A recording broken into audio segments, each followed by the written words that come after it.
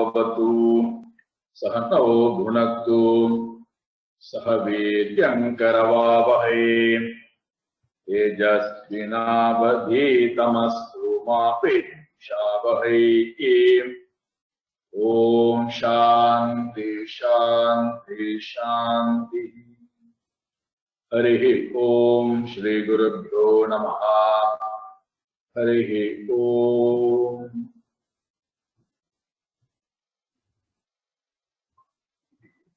या कुन्देन्दु तुषारहार धवला या शुभ्रवस्त्रान्विता या वीणावरदण्डमण्डितकरा या श्वेतपद्मासना या ब्रह्माच्युत शंकर प्रभृतिभिः देवे सदा पूजिता सा मां पातु सरस्वती भगवती निःशेषजाड्यापहा दोर्भिर्युक्ता चतुर्भिः स्फटिकमणिमयीमक्षमालां दधाना हस्तेनैकेन पद्मं सितमपि च शुकं पुस्तकं चापरेण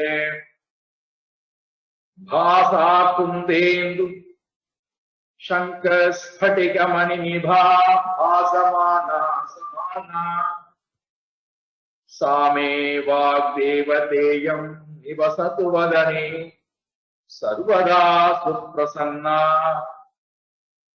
सुरासुरसेवित पादपङ्कजा करे विराजत् कमनीय पुस्तका विरिञ्चि पत्नी कमलासनस्थिता सरस्वती नित्यतु वाचि मे सदा सरस्वती सरसिजय केसर प्रभा तपस्विनी सित कमलासन प्रिया घनस्तनी कमल विलोल लोचना मनस्विनी भवतु वरप्रसादिनी सरस्वती नमस्तुभ्यं वरदे कामरूपिणी विद्यारंभं करिष्यामि सिद्धिर्भवतु मे सदा।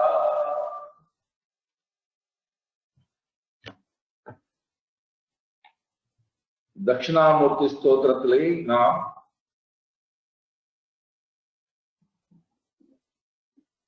ஒவ்வொரு பதத்தையும் எடுத்து விரிவாக விசாரம் செய்து கொண்டிருக்கின்றோம்.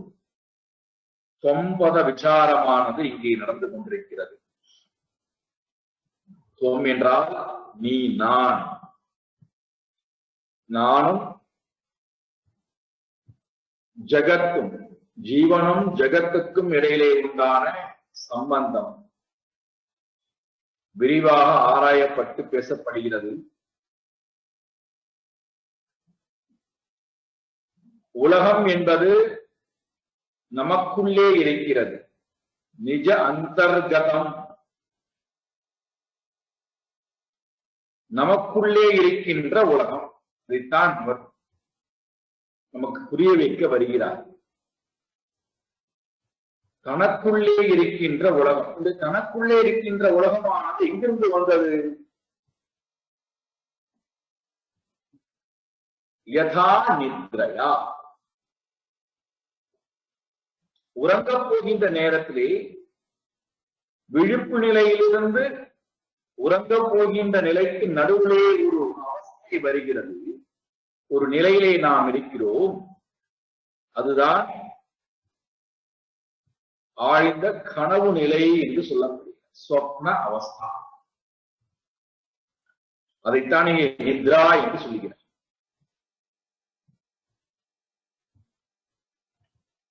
இந்த நித்ரையிலே, ஆழ்ந்த உறக்கத்திலே,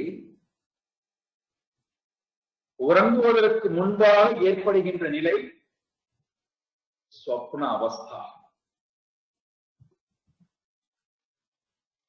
இந்த சொப்ன அவஸ்தை எங்கிருந்து வருகிறது? இவனுக்கு தன்னிடத்திலிருந்து நிஜ அந்தர்கதம்.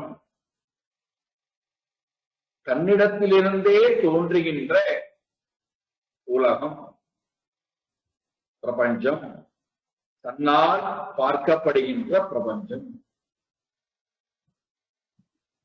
ஸ்வ ஆத்மனி, தன்னிடத்திலே தனக்குள் இருக்கின்ற, தனக்குள்ளிருந்து வெளிப்படக்கூடிய பிரபஞ்சம். இதெல்லாம் காலையில பார்ப்போம். தனக்குள்ளிருந்து தோன்றுகின்ற ஒரு பிரபஞ்சத்தை, தன்னால் தோற்றுவிக்கப்பட்டிருக்கக்கூடிய ஒரு பிரபஞ்சத்தை, தானே ஆகியிருக்கின்ற பிரபஞ்சத்தை, தன்னை தவிர்த்து வேறு இல்லாத பிரபஞ்சத்தை என்ன செய்கின்றோமாம்? ஆழ்ந்த நித்ரையிலே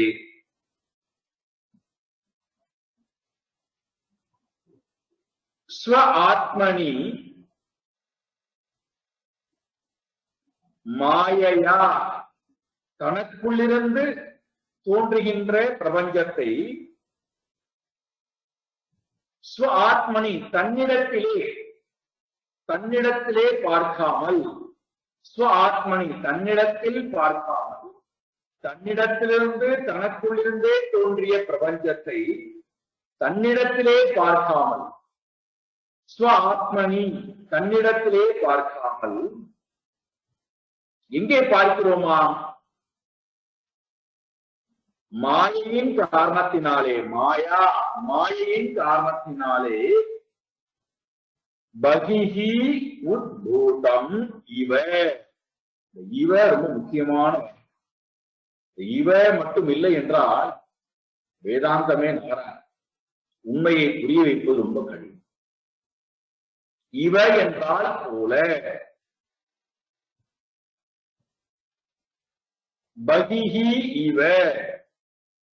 பகிஹி என்றால் வெளியில், வெளியிலே இருப்பது போல, வெளியிலே தோன்றுவது போல. பகிஹி இவ உத்பூதம். உத்பூதம் என்றால் தோன்றுவது போல், தோன்றி இருப்பது போல். தன்னை காட்டிலும் வேறானதாக, தன்னை காட்டிலும் வேறானதாக, தன்னிடத்திலுமிருந்தும் வேறானதாக, தன்னை காட்டிலும் வேறானதாகவும் தன்னிடத்திலுமிருந்தும் வேறானதாகவும் தனக்கு அந்நியமாக ஒரு பிரபஞ்சமானது இருக்கு என்பதாக எப்படி நாம் வெளியிலே பார்க்கின்றோமோ. அழகான உதாரணம். தன்னை காட்டிலும் வேறாக பார்க்கின்றோம். யாரை? என்னையே நான் வேறானவனாக பார்க்கின்றேன். என்னை நான் எனக்கு வேறானவனாக பார்க்கின்றேன். என்னை காட்டிலும் வேறானவனாக பார்க்கின்றேன். எனக்கு அந்நியமானவனாக பார்க்கிறேன். என்னால் தோற்றுவிக்கப்பட்டதாக பார்க்காமல், நானே தோற்றுவித்தேன் என்று பார்க்காமல், நான் வேறு அது வேறு, யாரோ அதை தோற்றுவித்தார்கள், நான் வேறு, என்னை தோற்றுவித்தவன் யாரோ, தோற்றுவித்தவன் யாரோ என்று வேறு வேறாக பார்க்கின்ற தன்மை, அந்நியனாக பார்க்கின்ற தன்மை, பிரிவோடு கூடி வேதத்தோடு கூடி பார்க்கின்ற தன்மை, இது எல்லாம் எவ்வாறு நடக்கின்றதோ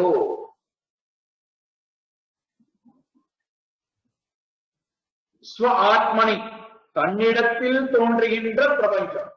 முக்கியமான வார்த்தை.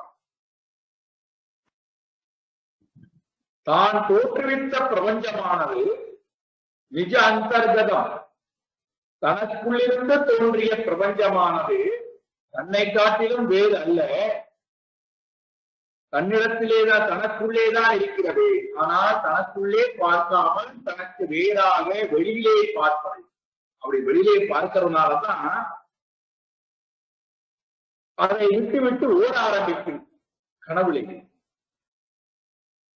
அதை கண்டு பயப்பட ஆரம்பிக்கின்றோம், மோதிக்க ஆரம்பிக்கின்றோம், சந்தோஷப்பட ஆரம்பிக்கின்றோம், அதை அடைய ஆசைப்படுகின்றோம். யாரை? என்னையே.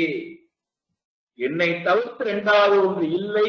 அதான் காலையில பார்ப்போம். குறிப்பிட்டி பார்ப்பவர் பார்க்கப்படுகின்ற பொருள், பார்க்கப்படுகின்ற கருவி, பார்வை, இவை அனைத்தும் வேறுவர் அல்ல, எல்லாம்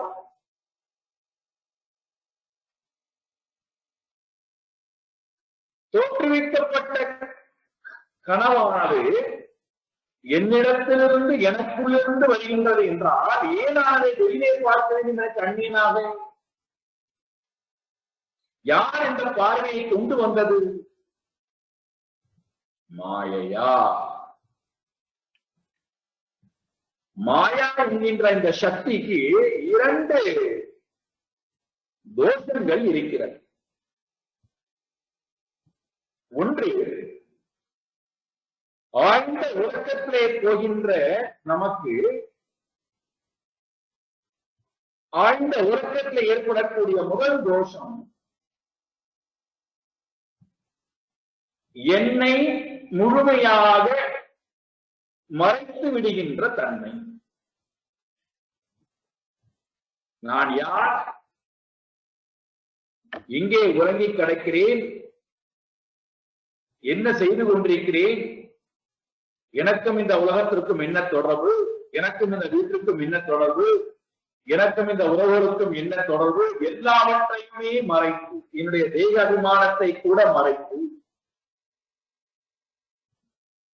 மனதில் இருக்கின்ற உணர்வுகளையும் மறைத்து, அகங்காரத்தை மறைத்து, முதல்ல நடக்கிறதுதான். ஆழ்ந்த உறக்கத்துக்கு நாம் போகும்போது முதல்ல ஏற்படுகின்ற தோஷம், முதல்ல ஒரு ஆவரணம் என்கின்ற ஒரு சக்தியை மாயை ஏற்படுத்தி. ஆவரணம் என்றால் மூடுதல், மறைத்தல். உண்மையை முதல்ல மறைக்கிறது. இதுதான் நித்ரையிலே நடக்கின்ற முதல் தோஷம். என்னை மறைத்து. மாயையினுடைய இரண்டாவது சக்தி என்னவென்றால், தோஷம் என்னவென்றால்,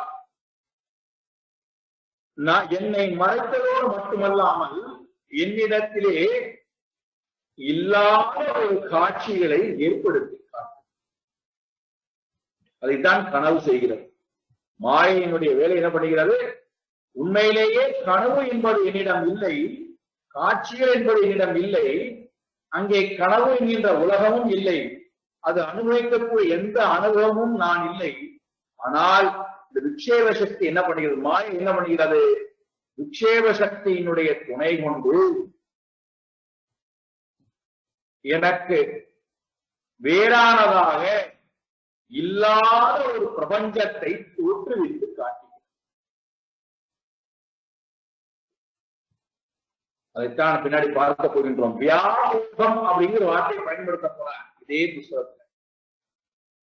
வியாமோகம், இல்லாத ஒரு பிரபஞ்சம், இல்லாத ஒரு தோற்றத்தை என்னிடத்திலே தோற்றுவித்து அதை எனக்கு அந்நியமானதாக வெளியிலே இருப்பதாக நான் என்னை பாதிக்க தூண்டி.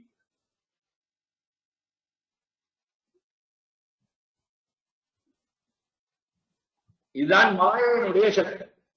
முதல்ல ஆவரணம், இரண்டாவது விக்ஷேப சக்தி. அதனால் என்ன ஏற்பட்டு விட்டது? ரெண்டு சக்தியும் தான் மாயா. ஆவரணம், விக்ஷேபம். முதல்ல உண்மையை மறைத்தல் என்கின்ற வேலையை செய்கிறது. இரண்டாவது உண்மை அல்லாத ஒன்றை, இல்லாத ஒரு காட்சியை தோற்றுவித்து காட்டுதல். அதனால என்ன நடக்கின்றதா என்றால், உண்மையை பார்க்க வேண்டிய நான் உண்மை இடத்திலே உண்மை அல்லாத பார்த்தான்.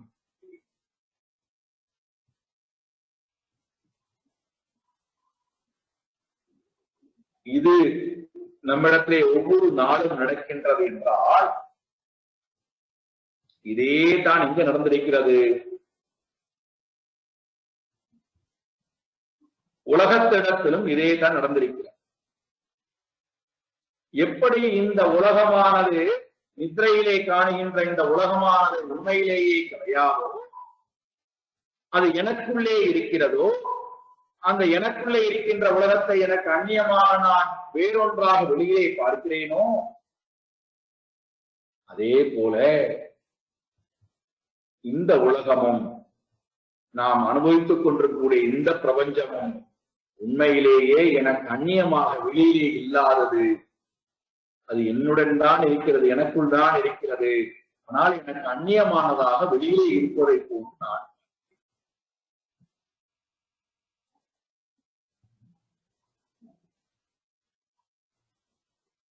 அது எப்படி நீங்கள் எனக்கு அந்நியமான என்று சொல்லிக் கொடுக்கிறதுனால அனுபவிக்கின்றேனே. இன்ப துன்பத்தை அனுபவிக்கிறேன், லாப நஷ்டத்தை அனுபவிக்கிறேன், வெற்றி தோல்வி அனுபவிக்கிறேன், வலியை அனுபவிக்கிறேன். அனுபவிக்கக்கூடிய ஒருவன் இருக்கின்றான், அனுபவிக்கக்கூடிய கருவி என்று ஒன்று இருக்கிறது, அனுபவிப்பார் ஒன்று இருக்கிறார். இதெல்லாவற்றையும் விட்டுவிட்டு எப்படி எனக்கு எனக்குள்ளே இருக்கிறது, என்னை தவிர்த்து வேறு இல்லை என்று சொல்ல முடிகிறது. இதுதான் மற்ற மதத்தார்களுடைய வாதம்.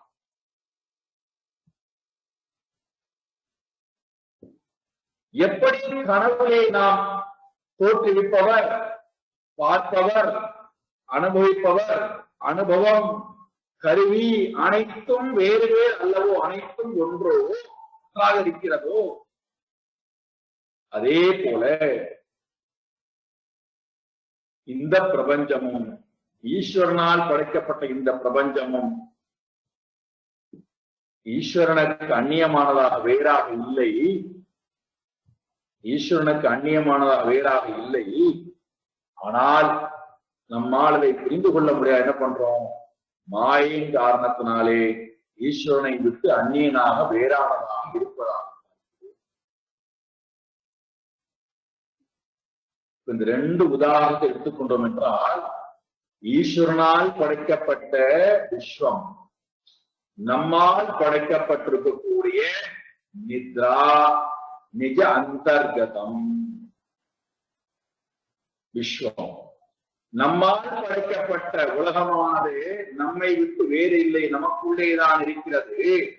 அதை எப்படி நாம் வெளியிலே பார்க்கிறோமோ, ஸ்வாத்மனி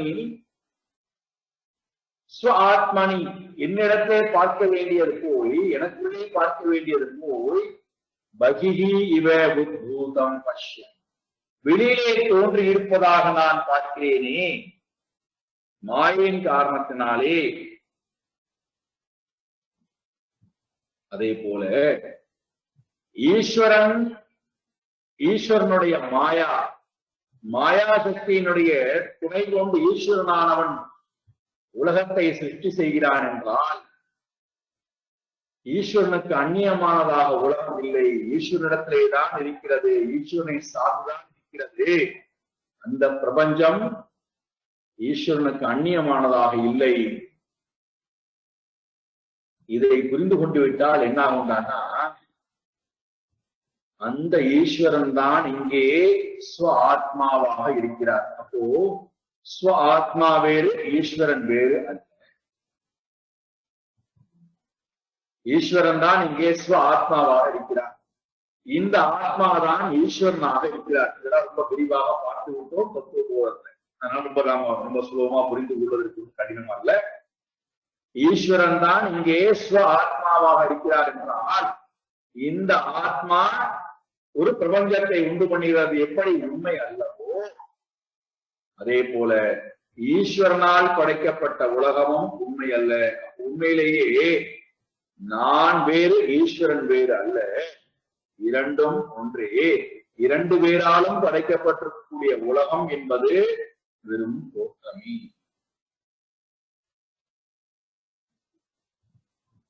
தோன்றுவதற்கு முன்பும் ஜெகத் இல்லை, கனவிலிருந்து விழித்துக் கொண்ட பிறகும் கனவு இல்லை. நடுவிலே தோன்றுகின்ற கனவை நாம் ஆராய்ந்து பார்க்காத வரை அது உண்மையை போல இருக்கிறது. அப்ப அந்த உண்மையான கனவானது, உண்மையை போல தெரிகின்ற கனவானது நமக்கு எந்த ஒரு மாற்றத்தையும் கொடுக்க வேண்டாம், எந்த ஒரு தொந்தரவையும் கொடுக்க வேண்டாம் என்றால், நான் என்ன செய்தால் நான் அந்த மாயையினுடைய, இந்த மாயையால் படைக்கப்பட்டிருக்கக்கூடிய இந்த கனவு லோகத்திலிருந்து நான் வெளியே வரலாம். அது கொடுக்கக்கூடிய எந்த தொந்தரவும் என்னை பாதிக்க வேண்டாம். அதிலும் நான் மாட்டிக்கொள்ள வேண்டாம். மாயையினுடைய தொந்தரவே இல்லாமல் நான் நானாக இருக்க வேண்டும் என்று சொன்னால் என்ன செய்தால் இந்த மாயை என்னை பாதிக்காமல் இருக்கும்? அடுத்த வரியிலே சொல்லுகிறார், ரொம்ப அழகான வார்த்தைகளை போடுகிறார் ஆதிசங்கர பகவத்பாதார். பிரபோத சமயே, பிரபோத சமயே, போதம் என்றால் அறிவு, பிரபோதம் என்றால் சரியான அறிவை, நிறைவான அறிவை எப்பொழுது ஒருவன் பெறுகின்றானோ,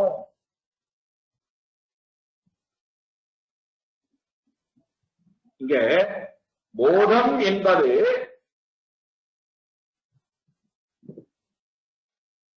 ஒருவரின் மூலமாக நமக்கு கிடைக்கின்ற அறிவு. பிரபோதம் என்பது அனுபவ அறிவு. பிரபோத சமயே, இந்த வார்த்தையை இந்த ஒரு சொல்லை எடுத்துக்கொண்டு நாம் முதல் 2 வரிக்கு போயிட்டு அப்புறம் கீழே வரும். தூக்கத்திலிருந்து ஒருவன் விழிப்பு நிலையை அடைந்து விட்டானே, ஆனால் நான் இவ்வளவு நேரம் உறங்கி கடந்தே அங்கே நான் கண்டது கனவுதான், அந்த உணர்வுதான் என்னை பாதித்திருக்கிறது.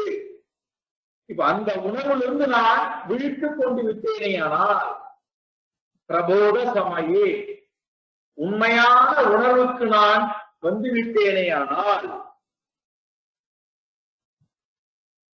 என்னை பற்றின அறிவு இல்லாதவர்கள் என்ன பண்றேன், என்னை நான் வேறானவனாக, என்னிடத்திலே தோற்றுவிக்கப்பட்ட காட்சியில் எனக்கு அந்நியமானதாக பார்க்கிறேன். எப்பொழுது என்னை பற்றின பிரபோதம் வந்து விட்டதோ, நான் யார், எங்கே இருக்கிறேன், எந்த இடத்திலே இருக்கிறேன், இந்த உலகத்தோடு எனக்கு என்ன தொடர்பு, இந்த குடும்பத்துடன் என்ன தொடர்பு, ஒவ்வொரு மனிதர்களோடும் எனக்கு என்ன தொடர்பு என்கின்ற அந்த பிரபோதம், ஸ்வஞானம், தன்னை பற்றின ஞானம் எப்பொழுது உனக்கு வந்து விடுகிறதோ, விழிப்பு நிலைக்கு ஒருவன் எழுந்து கொண்டு விட்டான். பிரபோத சமயே, அந்த சமயத்திலேயே அவனிடத்திலிருந்து வெளிப்பட்ட நிஜ அந்தர்கதம் விஸ்வம், தனக்குள்ளிருந்து வெளிப்பட்ட பிரபஞ்சமானது இல்லாது போகிறது. அந்த பிரபஞ்சமானது தனக்கு அந்நியமானதாக வேறாக பார்த்தானே, அந்த அறிவும் இல்லாது போகிறது, வேத பாவமும் போகிறது. இப்போ இவனுக்கு என்ன ஞானம் வந்துவிட்டது? கனவிலே தோன்றிய காட்சிகள் அனைத்தும் என்னை தவிர வேறு அல்ல. கனவுலே கண்ட காட்சிகள் அனைத்தும் என்னை தவிர்த்து வேறு அல்ல. கனவுலே கண்ட காட்சியிலே உண்டான கதாபாத்திரங்கள் என்னை தவிர்த்து வேறு அல்ல. அதிலே உண்டான கதைகளும் என்னை தவிர்த்து வேறு அல்ல.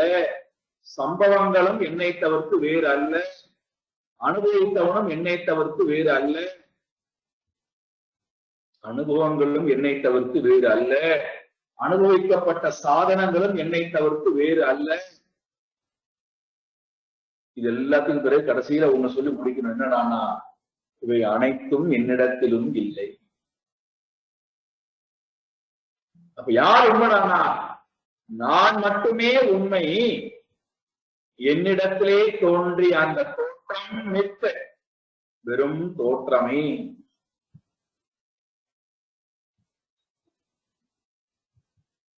யார் தோற்றுவித்தார்? நானே தோற்றுவித்துக் கொண்டேனா? இல்லை. மனதால் தோற்றுவிக்க முடியுமா? முடியாது. மனம் தன்னைத்தானே தோற்றுவித்துக் கொள்ள முடியாது, நான் இல்லாமல். நான் தோற்றுவித்துக் கொண்டேனா? அவசியம் இல்லை. ஆனால் ஒரு காட்சியானது தோற்றுவிக்கப்படுகிறது, நானும் தோற்றுவித்துக் கொள்ள வேண்டிய அவசியம் இல்லை. மனதாலும் சுயமாகவே பிரபஞ்சத்தை தோற்றுவிக்க முடியாது. ஆனால் இந்த இரண்டும் சேர்கிற நேரத்திலே என்ன ஆகிறது? ஒரு தோற்றமானது வருகிறது.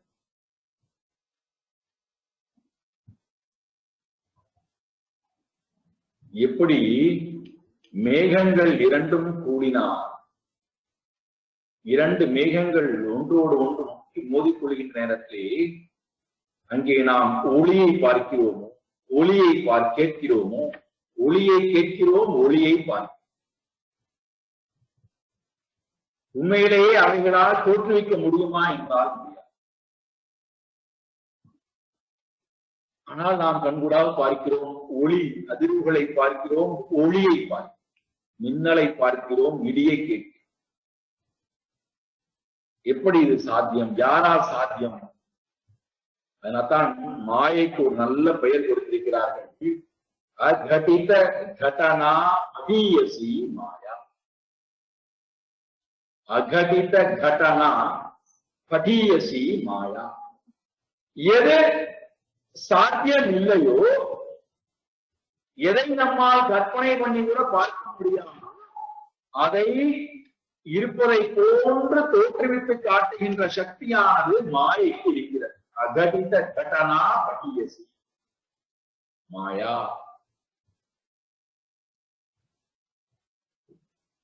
இந்த அறிவு ஒருவனுக்கு வந்துவிட்டது என்றால், பிரபஞ்சம் தன்னை பற்றிய விசேஷ ஞானம், தன்னை அறிகின்ற ஞானம் ஒருவனுக்கு வந்துவிட்டால் அப்பொழுது என்ன ஆகிறது?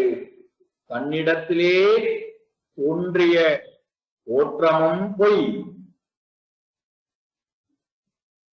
தன்னிடத்திலே தோன்றிய உலகமும் பொய், அதிலே தோன்றிய கதாபாத்திரங்களும் பொய், அனுபவித்தவனும் பொய், அனுபவங்களும் பொய்.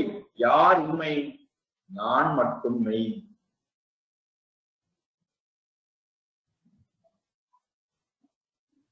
பிரபோத சமயே, தூக்கத்திலிருந்து கனவிலிருந்து ஒருவன் விழிப்பு நிலைக்கு விழித்துக் கொண்டு விட்டானே, ஆனால் கனவு என்பது எப்படி பொய்யோ, விழித்துக் கொண்டவன் மெய்யானவனோ.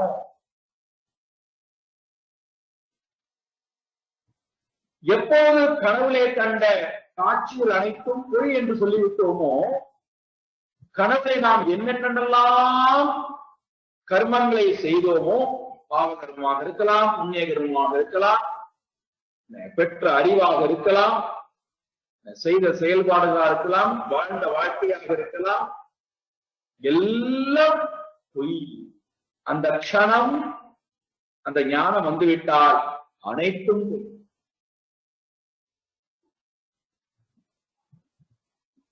கனவுலே நான் ஒருவனை கொலை செய்கிறேன், கொலைக்கு உண்டான தண்டனை தூக்கு தண்டனை கொடுக்கப்படுகிறது. தூக்கு தண்டனை நிறைவேற்றப்படக்கூடிய இடத்துக்கு என்னை அழைத்துக் கொண்டு போய்விட்டார்கள். கழுத்திலே கயிறையும் போட்டு விட்டார்கள். கடைசி நிமிட நிகழ்ச்சியெல்லாம் நடந்து கொண்டு விட்டு என்னுடைய கழுத்திலே கயிறானது சுருக்கப்பட வேண்டும். அந்த நேரத்திலே எனக்கு விழிப்பு நிலை வந்து, இப்பொழுது நான் அந்த கனவுலே கண்ட கனவு கொலை செய்தது உண்மையா? அந்த அந்த கொலைக்கு உண்டான பலன் பாவ பலன் என்றால் அந்த பாப பலன் இங்கே தொடருமா? அதற்காக நான் இங்கே பரிகாரங்கள் செய்ய வேண்டுமா? நான் பாபி என்று முத்திரை கொடுக்கப்படுவேனா? எனக்கு தண்டனையானது தூக்கு தண்டனையானது கொடுக்கப்படுமா? அதற்காக நான் வருந்த வேண்டிய அவசியத்திலே இருக்கிறேனா? எப்படி எதுவும் இல்லாமல் ஒரு க்ஷணத்திலே இல்லாது போகிறதோ, அதே போல இந்த பிரபஞ்சமும் காணுகின்ற உண்மையை போல தெரிந்து காணுகின்ற இந்த பிரபஞ்சமும் எப்பொழுது நம்மால் அறியாமையிலிருந்து விழித்துக் கொள்கின்றோமோ, பிரபோத சமயே, எங்கிருந்து எங்கே விழித்துக் கொள்கின்றோம், யாருடைய துணை கொண்டு விழித்துக் கொள்கின்றோம். முக்கியமான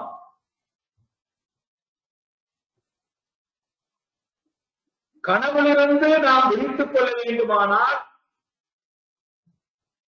நான் கனவு கண்டேன் என்கின்ற அந்த ஞானம் எனக்கு வரணும். கனவிலிருந்து விழித்துக் கொண்டதற்கு பிறகு நான் கனவை பற்றியே சிந்திக்க கூடாது. ஏன்னா பாதி கனவை பற்றி சிந்தித்து விட்டு கனவுலை கண்ட அனுபவத்திற்கு விழிப்புணர்வையை பரிகாரம் பண்ணி கொண்டு காட்சியிருப்பாங்க. கனவும் சொல்லியாகிவிட்டது, அதுல கண்ட காட்சிகள் அத்தனையும் பொய்யும் சொல்லியாச்சு. அதில் கண்ட அனுபவத்தை கொண்டு விழிப்புணர்வையை நான் பரிகாரம் செய்து கொண்டுதான் என்னை கூட புத்தி யாருக்கு.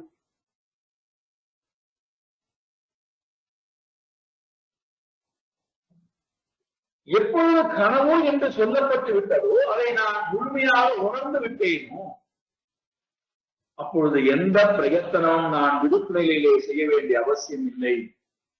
காரணம் கனவே இல்லை, நான் மட்டும்தான் இருக்கிறேன்.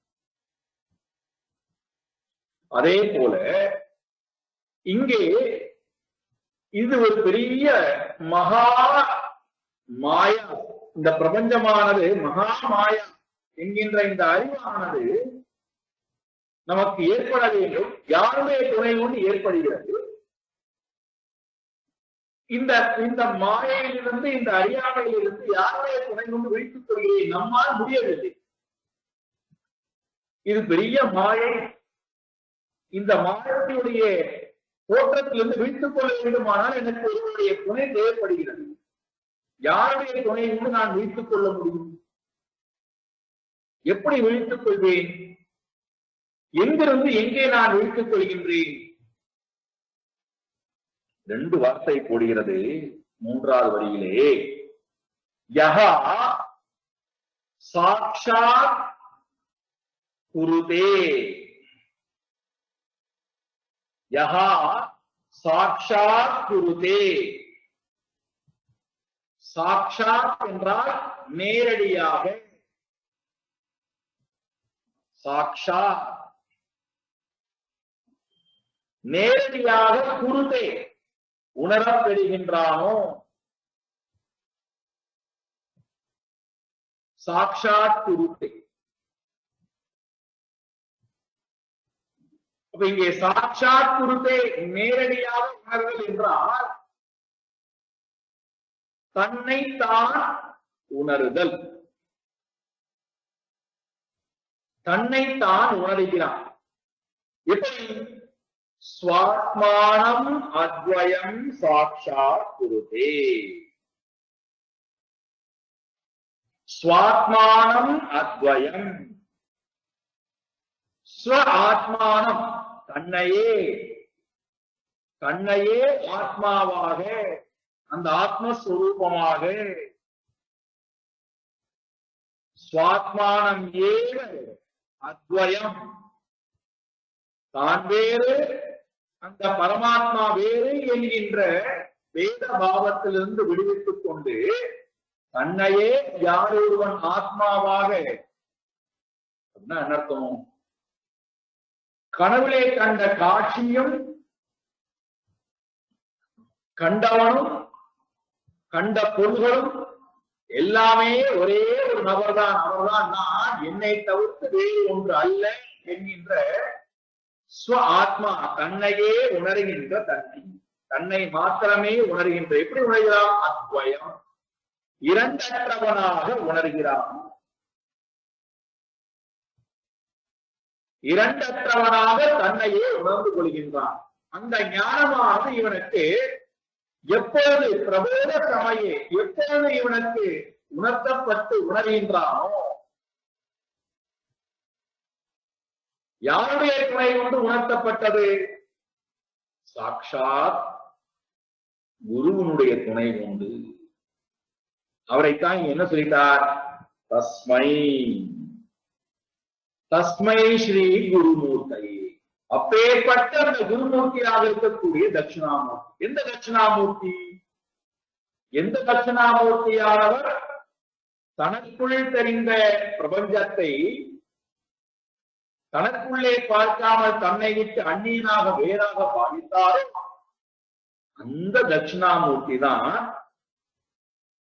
தன்னை தவிர்த்து வேறு ஒரு பொருள் அல்ல என்பதாக எப்பொழுது ஒருவர் அறிந்து கொள்கிறாரோ, ஈஸ்வரனே என்ன ஆயிட்டார், ஜீவனாக வடிவம் எடுத்து, ஜீவன் வேறு உலகம் வேறு ஈஸ்வரன் வேறுங்கிற வேதத்துடன் விதவிதமான உலகத்தை அனுபவித்துக் கொண்டிருந்தார். எப்பொழுது இவருக்கு குருவனுடைய அனுகிரகமானது கிடைத்து, ஸ்ரீ குருமூர்த்தையே தட்சிணாமூர்த்தையே, அந்த குருமூர்த்தியாக தட்சிணாமூர்த்தியாக இருக்கக்கூடிய அந்த ஈஸ்வரன் தான் இங்கே பிரபோத சமயே விழித்துக் கொள்கின்ற நேரத்தில், தன்னுடைய அறியாமையிலிருந்து விழித்துக் கொள்கின்ற நேரத்தில், அப்ப இங்க தட்சிணாமூர்த்திக்கே போயிட்டார். அந்த தட்சிணாமூர்த்தி தான் ஈஸ்வர ஸ்வரூபமாகவும் இருக்கிறார், அந்த தட்சிணாமூர்த்தி தான் ஜீவஸ்வரூபமாகவும் இருக்கிறார். அவரிடத்திலிருந்துதான் உலகமானதை தோன்றியதை போல இருந்தது. அவ்வாறு உலகமானது தோன்றியதை போல இருந்த அந்த ஜீவன் தன்னை விட்டு அந்நியனாக, தனக்கு வேறானதாக உலகத்தை பாவித்தான், இதுவரைக்கும் விழித்துக் கொள்ளாதவரை. இப்போ உனக்கு விழிப்பு எப்படி கிடைத்தது? அறியாமையிலிருந்து ஞானத்துக்கு விழித்துக் கொண்டான். பிரபோத சமயே, ரொம்ப அழகான போதம் என்பது குருவிடத்திலிருந்து, சாஸ்திரத்திடத்திலிருந்து வாழ்கின்ற அபரோக்ஷ ஞானம், பரோட்ச ஞானம். குருவிடத்திலிருந்தும் சாஸ்திரத்திலிருந்து வாங்குகின்ற ஞானம் பரோட்ச ஞானம். இன்னொரு கருவினுடைய, இன்னொரு கண்ணனுடைய துணை கொண்டு பெறுகின்ற அறிவு, பிரமாணங்களின் மூலம் பெறுகின்ற அறிவு பரோட்ச ஞானம். அது பெறுகின்ற அறிவு போதம். பிரபோதம் என்பது அனுபவ ஞானம், அபரோக்ஷ ஞானம்.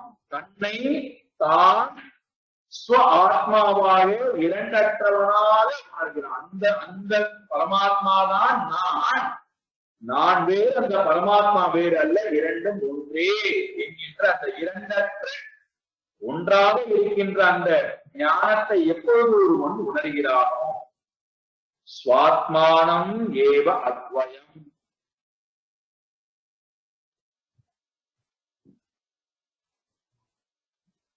அப்போ என்னாகிறது, தன்னை தான் இரண்டற்றவனாக, தன்னை தவிர்த்து வேறொன்று இல்லாத ஒன்றாக எப்பொழுது ஒருவன் அறிகின்றானோ, அப்பொழுது என்னாகின்றது, தோன்றியதாக தெரிந்த பிரபஞ்சம் காணாமல் போய்விடுகிறது. தோன்றிய பிரபஞ்சம் காணாமல் போய்விட்டால் பிரபஞ்சம் கொடுத்த அனுபவங்களும் காணாமல் போகிறது. அப்போ அந்த அனுபவத்திலிருந்து வந்த புண்ணிய பாபங்கள் இல்லாமல் போகின்றது. புண்ணிய பாபங்கள் இல்லாத போது அதற்காக மீண்டும் நான் கர்மங்களை செய்ய வேண்டிய அவசியம் இல்லாமல் போகிறது. அப்பொழுது நான் மீண்டும் மீண்டும் பிறப்பு இறப்பு என்கின்ற தோஷத்தை பெற வேண்டிய அவசியம் இல்லாமல் போகிறது. இதெல்லாம் ஒரு க்ஷணப்பொழுதிலே நடக்கின்ற அனுபவம். பிரபோத சமயே, அறியாமையிலிருந்து குரு உபதேசத்தின் மூலமாக சாஸ்திரத்தினுடைய துணை கொண்டு எப்பொழுது நான் மட்டுமே இருக்கிறேன், என்னை தவிர்த்து வேறு ஒன்று இல்லை என்கின்ற ஞானம் ஏற்படும்.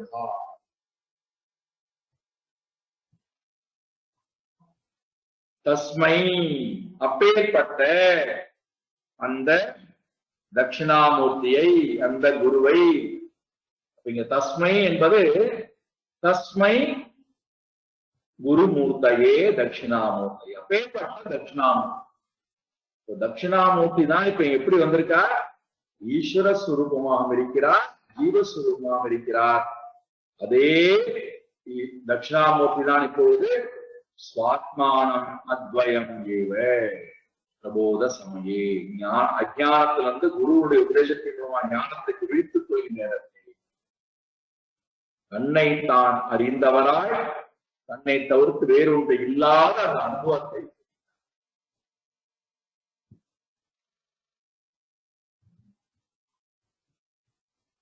உலகமே இல்லை, உலகமானது வெறும் கற்பனையே, கண்ணாடிக்குள்ளே தெரியக்கூடிய பிரதிபிம்பமே,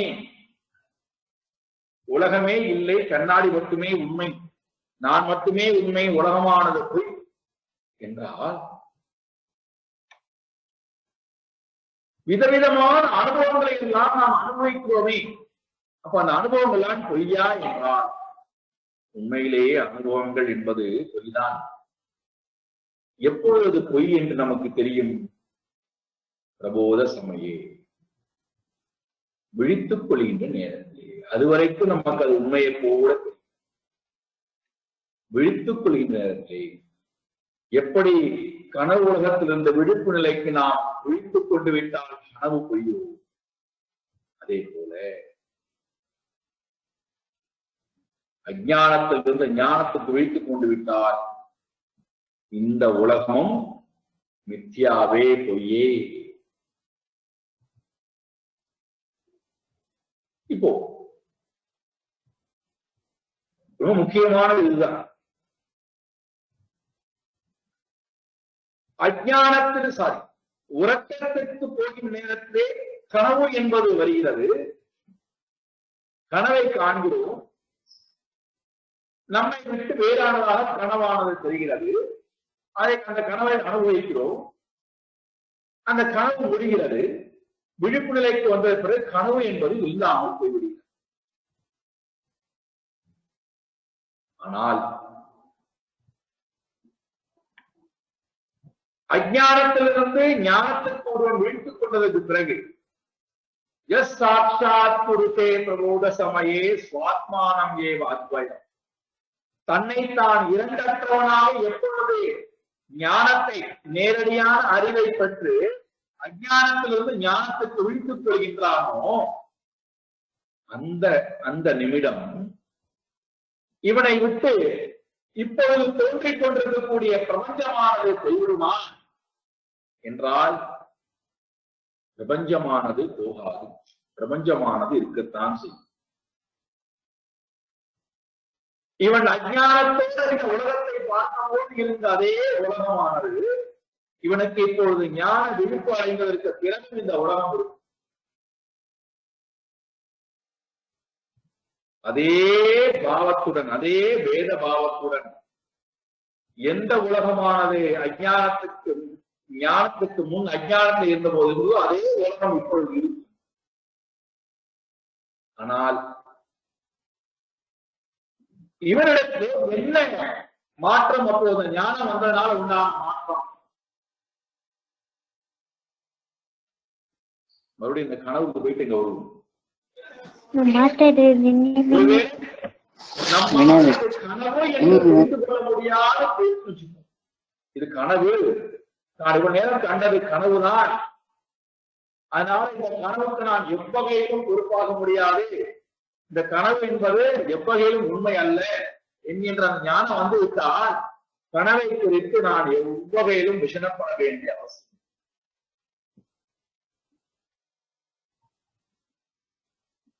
அதை குறித்து சிந்திப்பதோ, அதற்காக வாழ்வதோ, அது மீண்டும் மீண்டும் ஏற்பட வேண்டும் என்று ஏங்குவதோ, அல்லது அது ஏற்படக்கூடாது என்று ஒளிவதோ, இப்படித்தான் வர வேண்டும், இப்படி வரக்கூடாது என்று நான் கட்டளையிடுவது ஒண்ணு இருக்கேன். ஏன் அது கனவு? அந்த கனவுடைய காட்சிக்கு நான் நினைவு உலகத்திலே எந்த முயற்சியும் எடுக்க,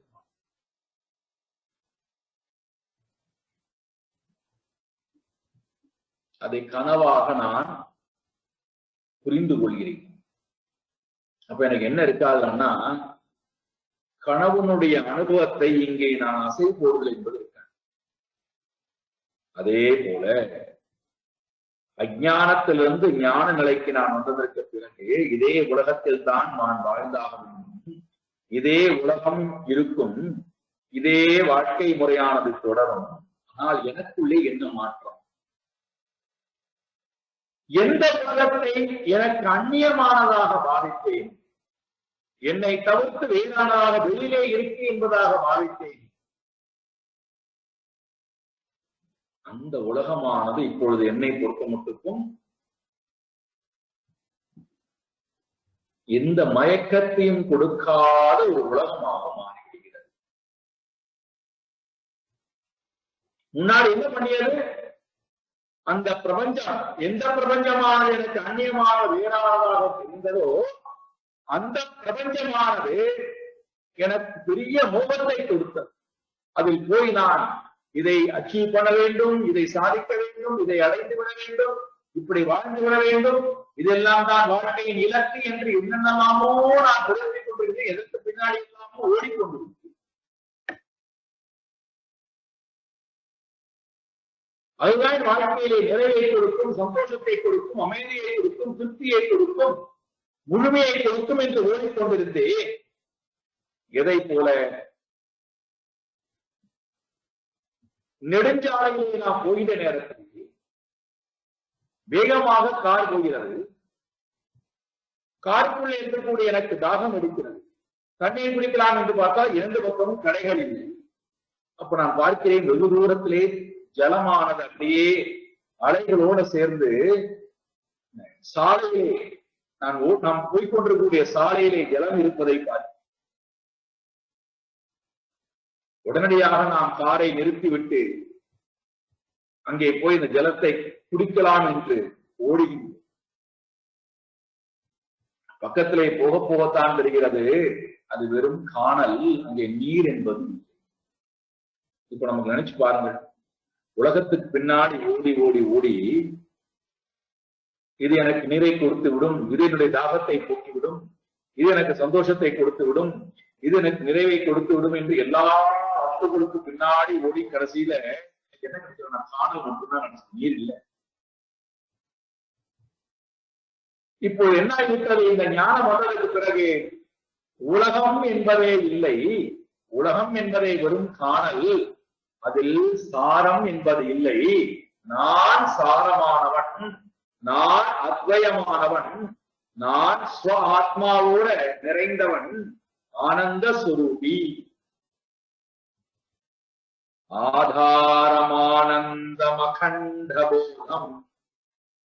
நான் யாரா, தன்னை இவ்வாறு உணர்ந்து கொண்டு விஞ்ஞானத்தின் ஞானத்தை உயிர்த்துக் கொண்டு விடுகின்றான். எப்படி? ஆதாரம் ஆனந்தம் அகண்ட போதம், அனைத்திற்கும் ஆதாரமானவனாக நான் இருக்கிறேன். ஆனந்த போதம், ஆதாரம் ஆனந்தம், நானே ஆனந்த ஸ்வரூபி, எனக்கு வேறு ஆனந்தம் வெளியிலிருந்து தேவை. உண்மையிலேயே ஆனந்தம் என்பது வெளியிலே இல்லை, அது என்னுடைய சுரூபம் என்பதை உணர்ந்து கொள்கிறேன். அந்த ஞானம் எப்பேற்பட்ட ஞானம்? அகண்ட போதம். கண்டம் என்றால் பிளவு, அகண்டம் என்றால் பிளவுபடாத அறிவு.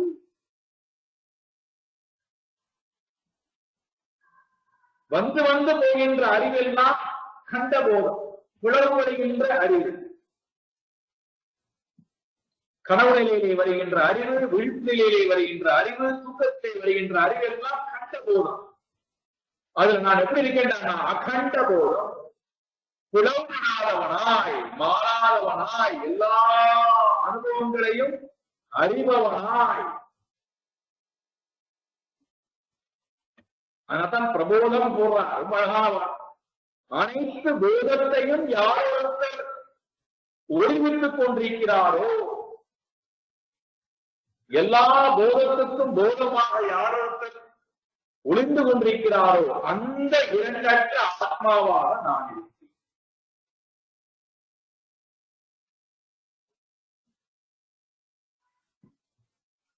உபநிஷதம் சொல்லுகிறது, பிரதிபோத விதிதம் மதம் அமிர்தத்துவம் மிகிவிந்ததே. ஒவ்வொரு தேகத்திலும் போதுமின்ற அறிவு, ஒவ்வொரு அறிவுடன் யாரொருத்தர் அறிவாக இருக்கிறாரோ அந்த அறிவுதான் சுத்த சைத்தன்யம், அதுதான் ஸ்வாத்மானம். அதை யாரொருத்தர் நேரடியாக அறிந்து கொண்டு அந்த அறிவினுடைய விழிப்பு நிலையாக இருக்கின்ற ஆத்ம நிலைக்கு யார் உயர்கிறாரோ அப்பேற்பட்டவருக்கு இந்த உலகத்திலே வருகின்ற நேரத்தில் இந்த உலகத்தின் பின்னாடி அவர் ஓடி நிறைவை பெற வேண்டிய அவசியம் இல்லை. அப்ப இந்த உலகமானது அவரை பொறுத்த மட்டுக்கும் சாரமற்ற உலகம். இவர் சாரம் உடையவர். சாரமில்லாத உலகத்துல சாரமாக தன்னை வைத்துக் கொண்டு ஆனந்தமாக வாழ்ந்து கொண்டிருக்கிறார். உலகத்தோட எல்லா விவகாரமும் பண்ணுவார், எல்லோரோடும் இணைந்து பங்காற்றுகிறார், வேலை செய்கிறார், சாப்பிடுகிறார், எல்லாம் இருக்கு. ஆனால் தன்னுடைய ஆனந்தத்தை எக்காரணத்தை கொண்டும் இழக்கவோ மறந்து போகவோ அதிலிருந்து விடுபட்டு ஆனந்தத்தை வெளியிலே போய் தேடுவதோ எதுவும் இல்லாதவரா தன்னிடத்திலேயே பகவான் கீதையில சொல்றார், ஆத்மனியேவ ஆத்மனா தன்னில் தான் இருந்து ஆனந்தமாக இருக்கின்றார். யஹா சாக்ஷாத் குருதே பிரபோத சமயே, யார் ஒருத்தர் அறியாமையிலிருந்து ஞானத்துக்கு வீழ்த்துக் கொள்கின்றாரோ தஸ்மை ஸ்ரீ குருமூர்த்தயே நமயிதம் ஸ்ரீ தட்சிணாமூர்த்தயே. அது எப்படி சுவாமி இந்த உலகத்தை கனவு உலகத்தை எங்களால் ஏற்றுக்கொள்ள முடிகிறது? இது கனவு என்பது அது எனக்குள்ளே இருந்தது, அது வெளியிலே பார்க்கப்பட்டால் ஏற்றுக்கொள்ள முடிகிறது. ஆனால் இந்த பிரபஞ்சமானது எப்படி எனக்கு அந்நியமானதாக இல்லை, எனக்குள் தான் இருக்கு, அது பொய் என்று எப்படி உங்களால் சொல்ல முடிகிறது? உண்மையாத்தானே இருக்கிறது.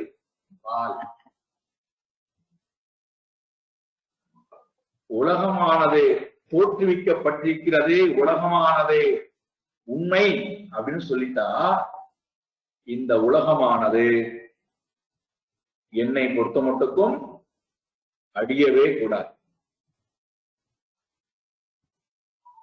என்னை விட்டு விட்டு இந்த உலகம் போகவே கூடாது, நானும் இந்த உலகத்தை விட்டு போகக்கூடாது.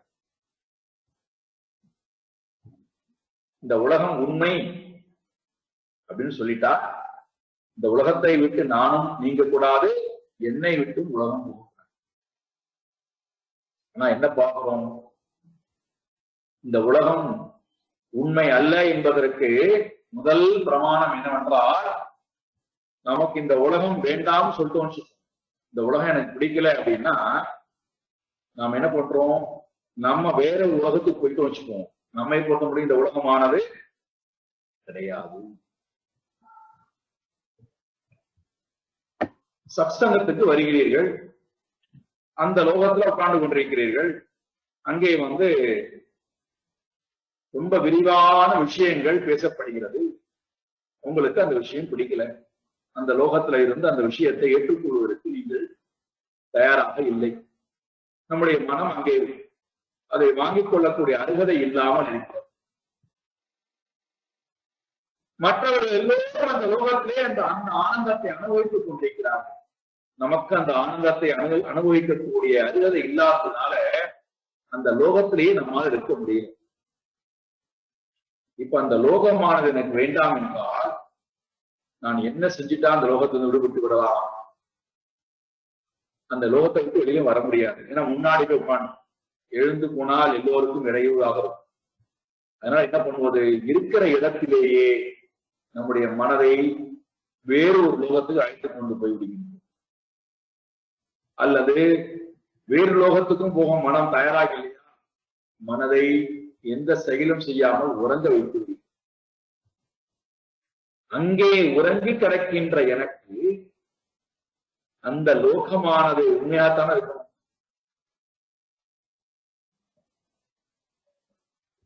அப்ப அந்த லோகம் என்னை பொறுத்தவரை எங்கே போனது? நான் அந்த லோகத்தை விட்டு போய்விட்டேன். உண்மையாக இருந்தது என்றால் என்னை விட்டு அந்த லோகம், நான் அந்த லோகத்துக்கு அல்லவா வாழ்ந்த உலகத்துக்கு போகும்போது நான் எந்த லோகத்தை அமர்ந்திருக்கிறேனோ அந்த சத்சங்கம் அந்த லோகத்திலே எனக்கு கேட்கும், உலகத்திலே வரணும்.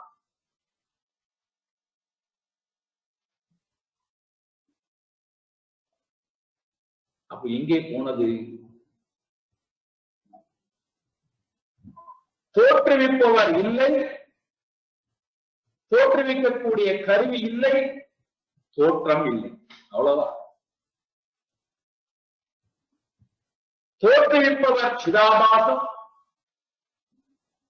தோற்றுவிக்கின்ற கருவி மனது, தோற்றம் என்பது பிரபஞ்சம். மூன்றும் இல்லாததுனால யாருக்கான பிரபோத சமயே ஸ்வாத்மானம் ஏவ அத்வயம். தன்னோடு நான் மட்டும் இருக்கிறான். இரண்டாவதாக இருக்கின்ற சிதாபாசம் இல்லை, மனம் இல்லை. ஆகையினாலே விஸ்வம் என்கின்ற காரியம் இல்லை. யார் இருக்கா? நான் மட்டும் இருக்கிறேன். ஸ்வாத்மானம் ஏவ அத்வயம்.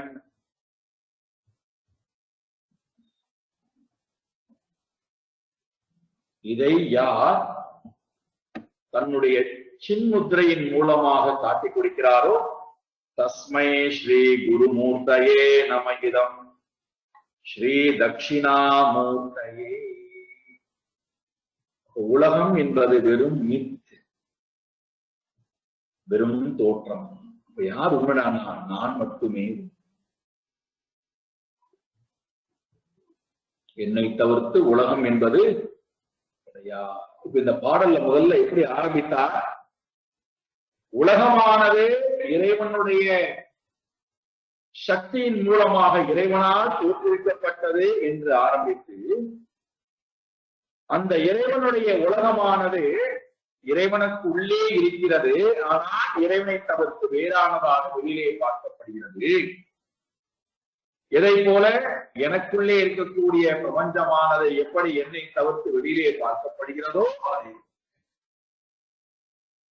ஆனால் அந்த பிரபஞ்சமானது எப்படி தூக்கத்திலிருந்து கனவிலிருந்து வீழ்த்து கொண்டு விட்டால் அந்த உலகமே இல்லையோ, அதே போல எப்பொழுது ஜீவனானவன் தன்னை அறிவினுடைய துணை கொண்டு எப்பொழுது ஞானத்துக்கு ஒழித்துக் கொண்டு விடுகின்றானோ, அப்பொழுது அதே ஜீவன் ஈஸ்வரனாக இருக்கின்ற அந்த சக்தி பரமாத்மாவாக மாறிக்கொள்கிறார்.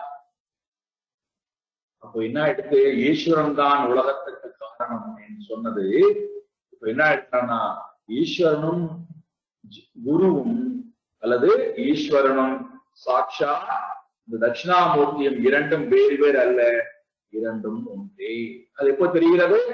சாட்சாத் போத சமயே ஸ்வாத்மானம் ஏவ அத்வயம்.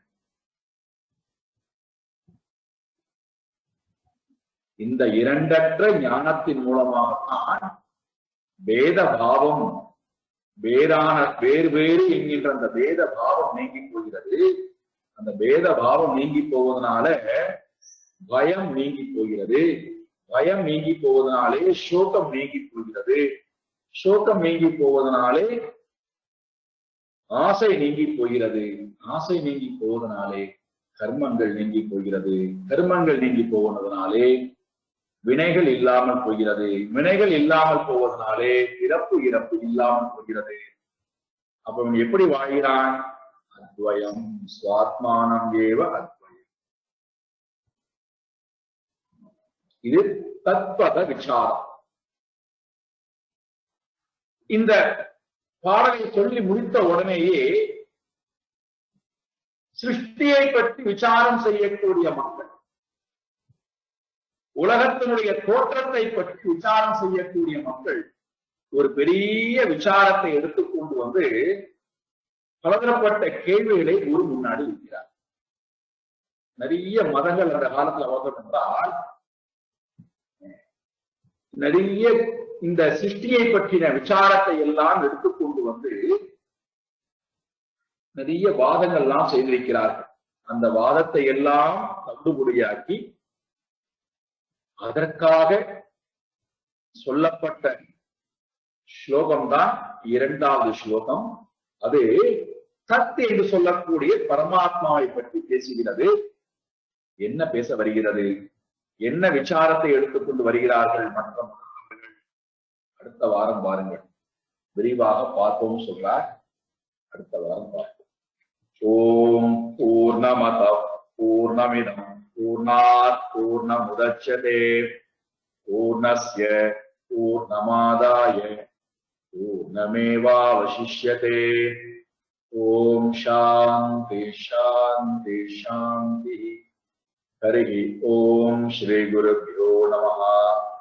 ஹரி ஓம்.